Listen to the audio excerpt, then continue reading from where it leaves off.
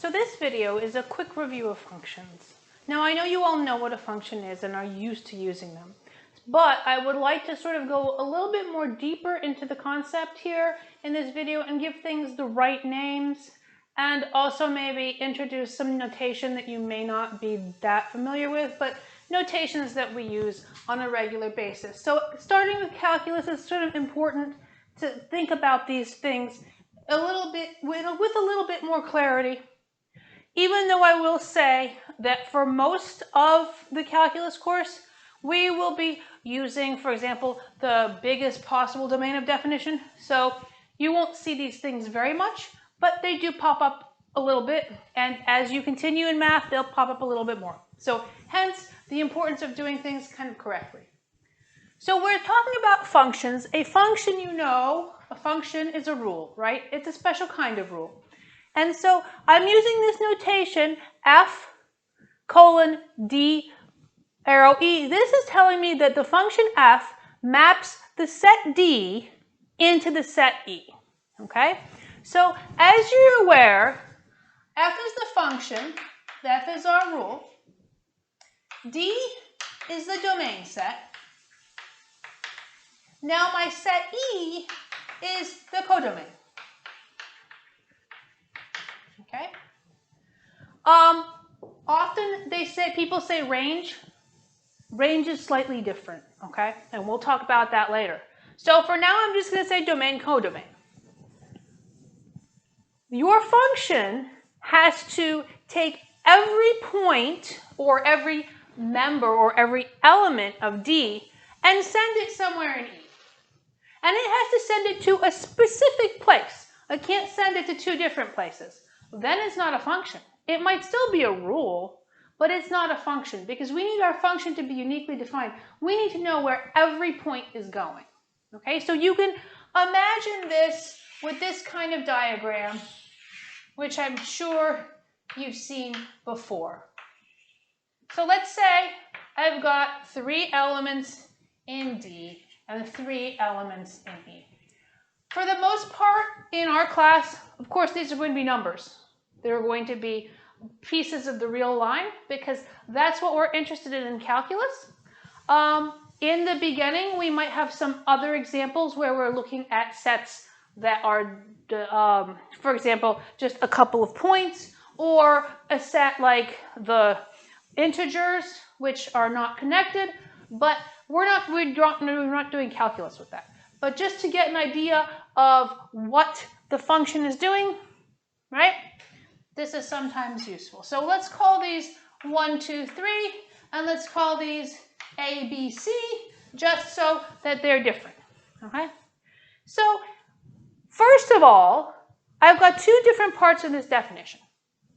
I've got the fact that I need to know where each of these points goes, and I need to know, that's the first part, to each element x of a set D, and I need to know that they're going to a unique place, right? So it's fine if they all go to the same place. Okay? That's still a function because I know where each point is going, and the way I drew this, they're all going to A. There's other stuff in the set E, namely B and C, but my function sends everything to A. And that's not such a surprising thing if we think about some function on the real line, like say f of x equals 5, right? This is a function that sends every point x to 5. And that's very straightforward. Of course, you need a function for a horizontal line. So this isn't at all unusual. That's perfectly okay. I can also send them all to different places. Of course, you know that's fine. I can do it however I want, right? I can send this one there, this one there, this one there. That's fine, no problem. What I can't do, that's still a function. What I can't do is I can't do this. I have to know where every point goes. So this point isn't, the way I drew this is not a function because I don't know where 3 goes. 3 is in my domain. I have to know where it goes. The other thing I can't do is I can't do this.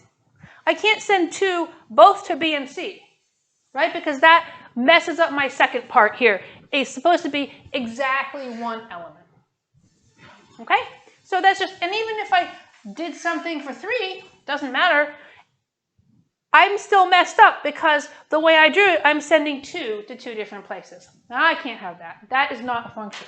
It's still a rule. It's just not a function, and it's not useful to us right now in mathematics because we need to know exactly where every point is going. You can't be going to 2 different places. Okay, so I want to mention a little bit, because I know probably most of you have heard domain and range and not codomain, what the difference is here. So the reason I'm using codomain is because when we write this up, as I said on my first example, you don't have to have every point, right? So let me go back to that example real quick, just to give you an idea. I had 1, 2, 3, and A, B, C. Oh, and everything was going to A, right? So my domain was the set 1, 2, 3. And C, remember when we write a set, if we're enumerating it, or however we write it, we're going to use these curly brackets. My set E was A, B, C. But if I look at the image of D, meaning if I look at all the points that D is set to, it's only A. So in fact, the range of this function is A. Okay? Range is the set of all points in E that have an image under F, is what we would say. But we can say it a little bit without using the word image, where that F sends the points of D to.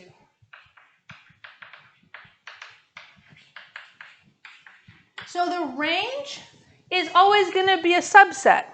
And it may be the whole set, and it may be a subset. Why does it matter? In calculus, it's not going to matter very much. In one-dimensional calculus. So in Calc 1. And in Calc 2, it's not going to matter either, because you're still only going to have one variable. Well, rather, you have 2. Well, you're going to have x. You're going to be sending x places. Now, once you start in Calc 3, and we have functions not just of x, but functions of x, y, and z, then it starts to be a little bit more complicated. That's why this business of range becomes an issue, and that's why we don't, you could automatically make this set the range. It's easy enough to do with one variable. When you have 3 variables, it's not so easy. And then when you're in linear algebra and all these things are vectors, it's much more difficult and much more interesting, actually, to look at those different sets and figure out what's going on. So that's why we use this codomain here, basically because mathematicians are lazy, right? Not all of us, some of us. In some sense, if you don't need to know exactly what the range is, you would just take a bigger set and just call it codomain. If you need to know what the range is, then you can figure it out. So that's just that quick idea about that. Now, one other thing, next thing I want to talk about. Oh, no, I want to talk about one more thing. About this business with the D and the E. Or about the business with the domain. The whole definition of the function includes this. Specifically, it includes the domain. If I change the domain, I change the function. So most of the time, we're used to just thinking of the function as a rule, right? So if I write f of x equals x squared, that's my rule, right? So you think about that as a function, but we really tend to, when we're doing pre-calc and calc and such, we'll just tend to take the natural domain of definition, which is the biggest possible domain of definition, right? So that's, say, R. Okay?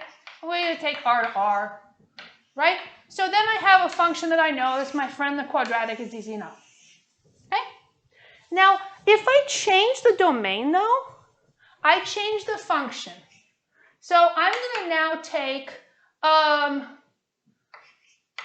z.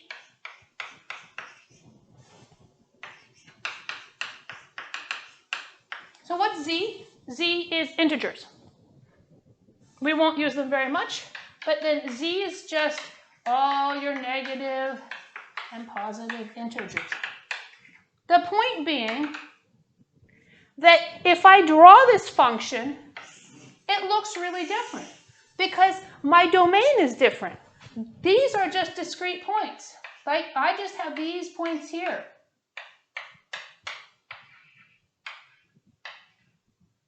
Four, right?